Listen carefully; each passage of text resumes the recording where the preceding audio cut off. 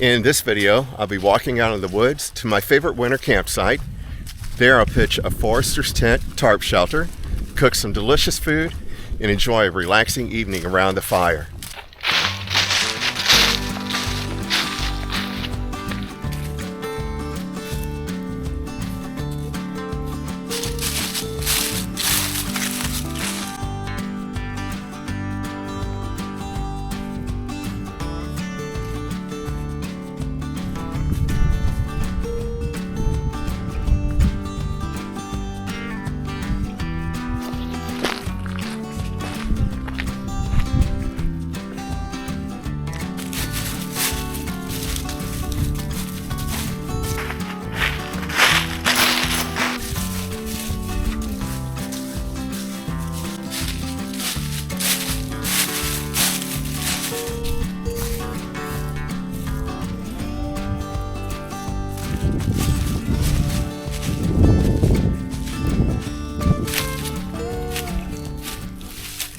Man, this backpack gets heavier every time I do one of these camps. But, gotta get a bigger pack. I look like such a noob. This time, I brought the table. You know what? I changed my mind. It's so hot out here today. It's the middle of February, but it's in the low 60s, around 62, 63. And we're only going to get down to the mid to high 30s tonight.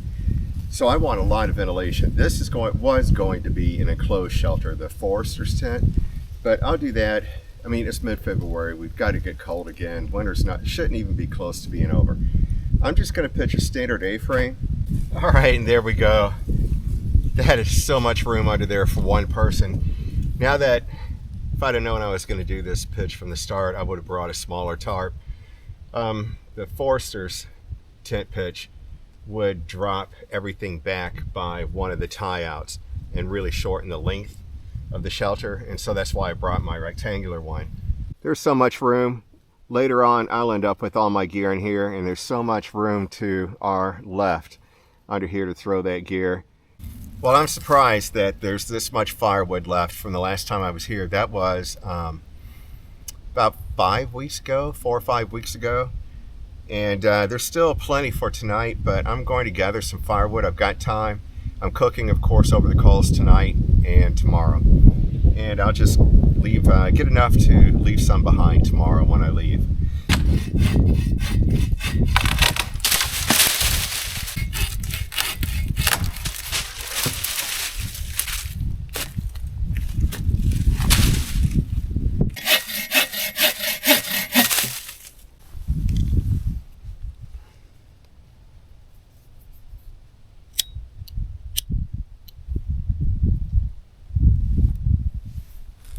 Ouch.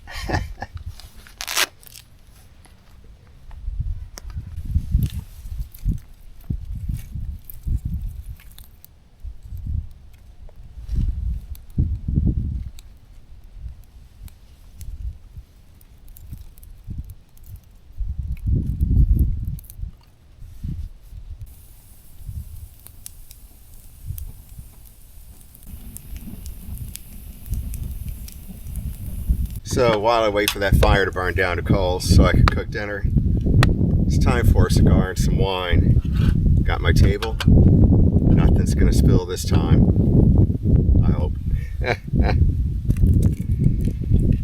Life is good.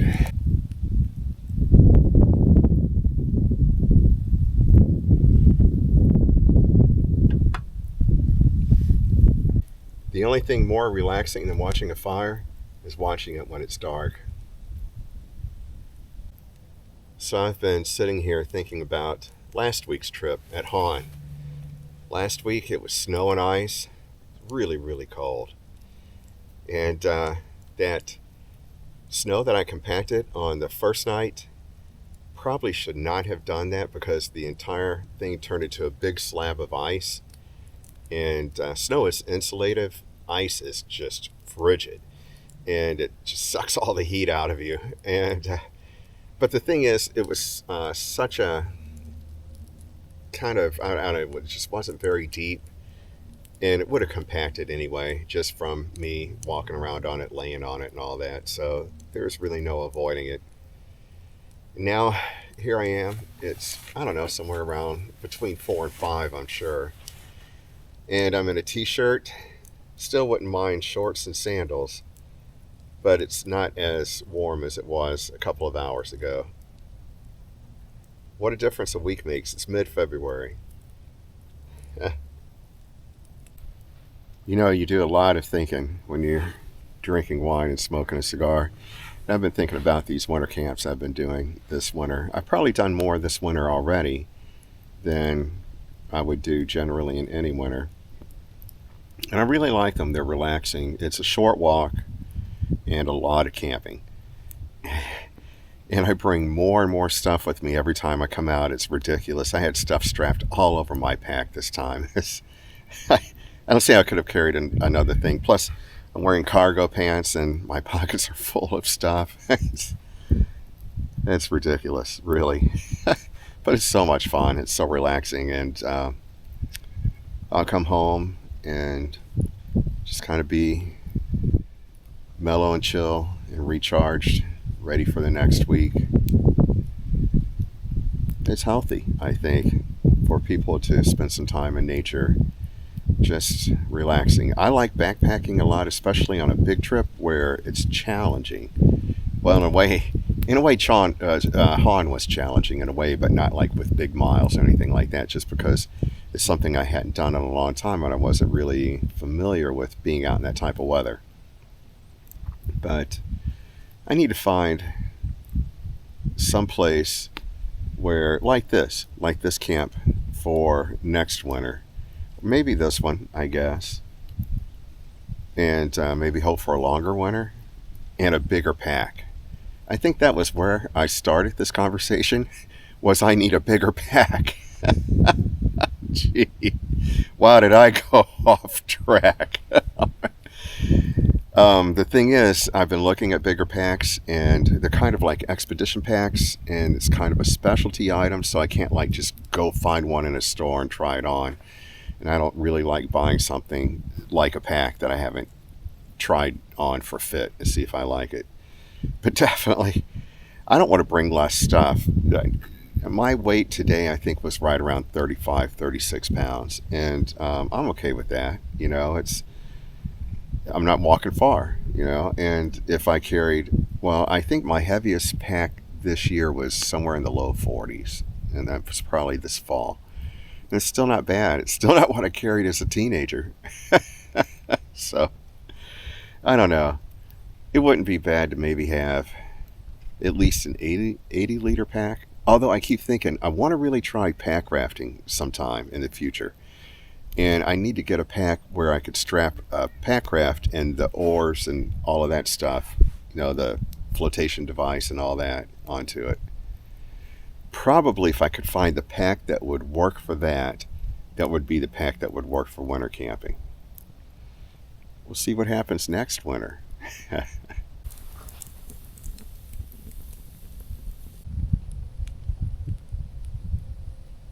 So I'm sitting here, it's been a while, drinking wine, smoking a cigar, watching the fire. So relaxed. You just have to experience it. And contemplative, you know. You're in nature and it's sort of quiet and you're with your thoughts. And I've been thinking about how lucky I am to be married to Jackie. I honestly, and this is sincere, I honestly don't think I'd probably be alive if I wasn't married to Jackie. Not this far down the line. Yeah, she's helped me in so many ways. I mean, I've thought about doing some crazy, stupid things, and she's talked me off the ledge, so to speak. Don't do that, Tim. If you do that, this is the consequence. It's like, yeah, but it looks like so much fun. It's like, is it worth the consequence? Or, like, I don't know, it was a couple of months ago maybe, it was really, really cold, and I had this cut on my finger, and you know when it's really, really cold, you just, like, don't stop bleeding for some reason. And so for, like, 2 days, I've got blood all over my gear and everything. For 2 days, this little cut on my, and this little cut on my finger just kept bleeding. And I get home and Jackie freaks out and goes, "Oh my God, what happened to your finger?" Because the whole thing's covered in blood. The upper part of my hand's covered in blood. And I hadn't even been thinking about it, and so I told her, it's like, "Well, I don't know, I just got this little cut." And she's like, "Why didn't you put a Band-Aid on it?" And it's like, duh, I had Band-Aids in my first aid kit with me the whole time. Never even gave it a thought. Or she'll be like, so, when I'm sick, she'll be like, "So have you taken this medicine or done something like that?" And I'll be like, "Oh, no, I really just thought I'd suffer through, I guess. I don't know, I just don't think of stuff like that. It just, you just push through and, well, I do. I'm not going to speak for all guys. I just push through and I really don't give much thought about caring for myself. I don't get it. I'm not going to try and understand it. But I'm very fortunate. Very fortunate. It's been 37 years.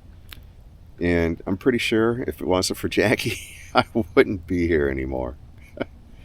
Don't ask me why I thought I'd share that with you, but I just thought it was interesting. And maybe another guy will go, "Oh yeah, boy, I really appreciate my wife too. Dang, I probably wouldn't be here either."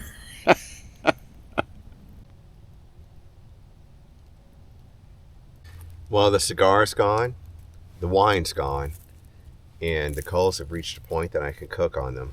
So it's time to start dinner. I'll spread these out, and tonight's dinner is actually my favorite campfire dinner: ribeye, fresh asparagus, and portobello mushrooms with salt and garlic for seasonings. I'm going to spare you watching me cook dinner because I've done this a few times already in videos. I will show you the end result though. And then I guess I'll eat dinner, and after dinner I'll build the fire back up and just enjoy that for the evening. I do have another cigar, by the way, and it sounds like a good night. Starting to chill down a little bit. I've got my base layer on the top, not the bottoms yet, but that's not bad. Way different than last week. It's something else. Well, I guess I will show you this part because, damn, that looks delicious.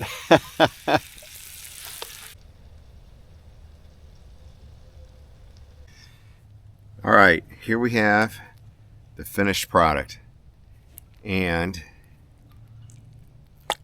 it is a perfect, nope, I was going to say perfect medium rare, just a bit over that, but it's still medium rare. Oh, this is going to be so good. So I've thrown some wood back on the coals to get the fire going again, and I'm going to eat dinner, and it will probably be dark by the time we get back to you. Oh, this is so good. It's cooked to perfection. Man, I can't thank the Lord enough for this meal.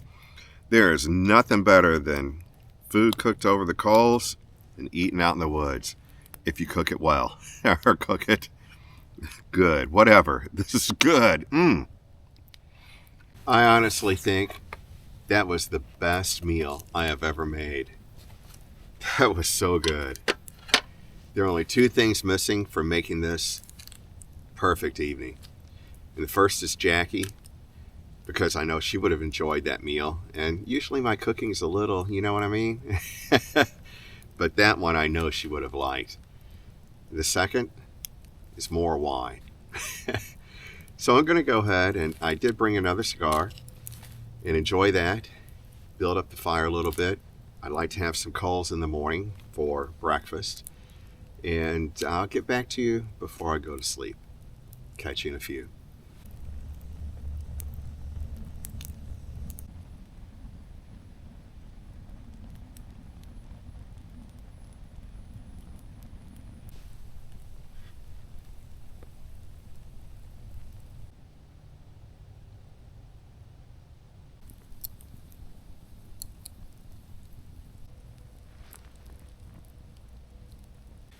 While the stars are bright in the sky, unfortunately this camera won't pick those up. There's no moon, but it's beautiful sky. A beautiful evening. Well, the hour's late and the coals are banked. It's time to go to sleep. We're supposed to have rain in the morning. Weather forecast says starting at 9. I hope it's right. That'd give me plenty of time for breakfast and to hopefully make it to the car. So I'll go ahead and say goodnight and see you in the morning. Good night.